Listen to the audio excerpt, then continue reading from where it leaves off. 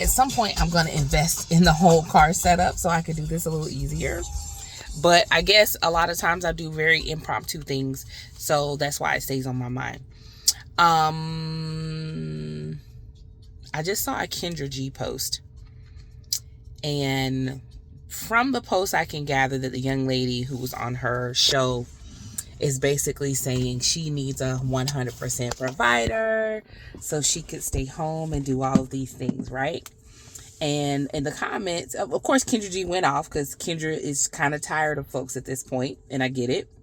And in the comments, people are like, watching Kendra G turn red pill is refreshing.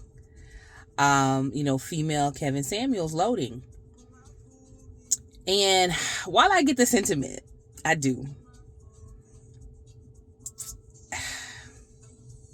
There is a difference between providing guidance and being judgmental, right? Kevin Samuels, I think, straddled the fence pretty good. 1 minute, he was trying to be very guiding, and then the next minute it was just like, okay, you're doing a little bit much.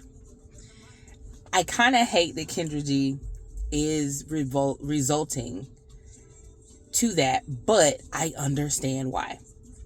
In my past, I have been a certified life coach, and it was a month in and maybe 6 clients, and I was like, no, I want nothing to do with this. People inherently have incredibly unrealistic just visions of the world around them, and unrealistic wants and needs, right? And then the whole notion is, oh, don't settle. It's out there. What I need people to understand is just because one person can get something, just because something is available in some percentage, doesn't mean you qualify for it. What do I mean by that? I'm a divorcee.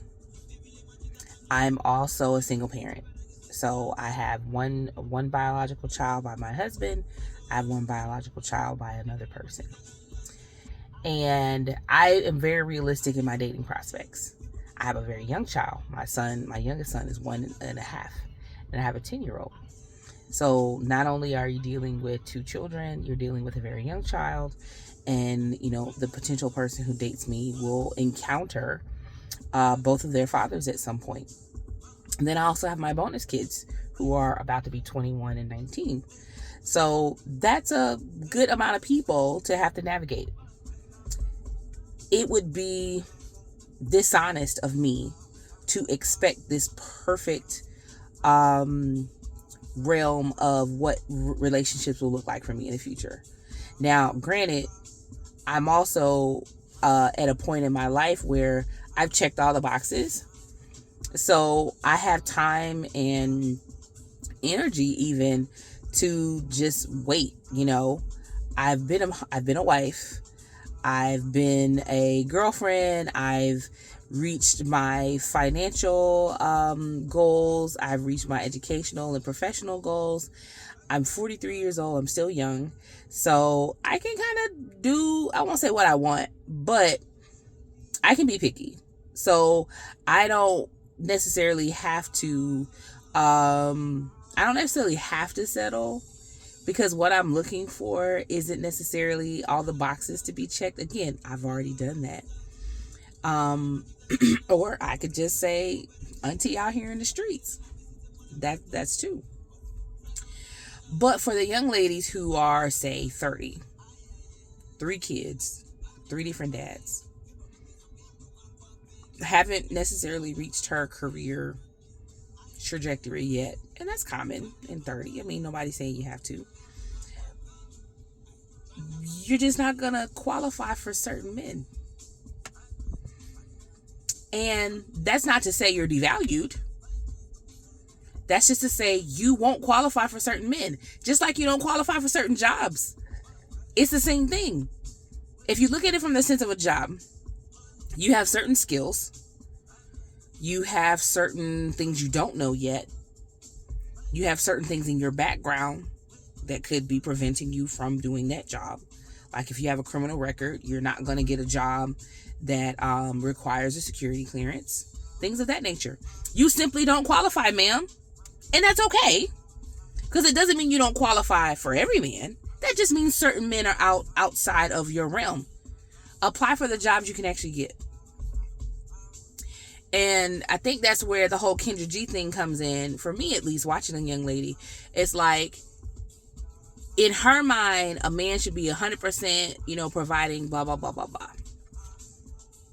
No, not in this economy. It's unlikely. And she doesn't qualify for the men that would do that. Because I think she was in her 30s and has a couple of kids by different dads. Your typical man who would be able to do that, would be able to afford to do that, is likely looking for a woman who has no kids at all. And he's probably looking for a younger woman too. Let's just be real. Let's just be honest, sis. Let's just be honest. The other part of that is, you aren't even in the circles to find these men. You're in a club on the weekends trying to find a high-value man. That's not what high-value men are. They're just not. And I think I said this in a post before, and a lady came at me about it. I'm like, no, those men are at Chamber of Commerce meetings. They're at conferences with John Hope Bryant. They're at the World Economic Forum. Y'all not going to those places. Let's just be real. Let's just be honest. You don't qualify, ma'am, and that's okay. Apply to the jobs you qualify for, and you'll likely get a job. But if you have the job experience of an admin assistant, you trying to apply for the CEO of Xerox ain't gonna cut it. And that's just real. People have issues with dating out here because they're trying to date in realms they don't qualify for. And they're trying to date people that don't want them and trying to convince those people to want them. You're selling yourself short by doing that, number one.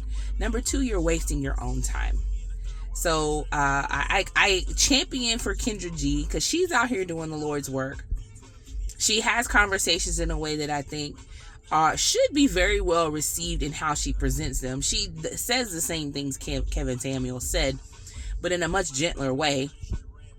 Not that you have to be gentle with people, but when you're sharing and going viral, it comes across a little bit more palatable, I guess. Some of these folks need to not have the palatable piece because they just need some hard truths. But I get it. It's her platform. But I hope she does not turn into a Kevin Samuels. But at the same time, if she does, I get it. Because y'all out here asking, again, for things you don't qualify for. Get your weight up.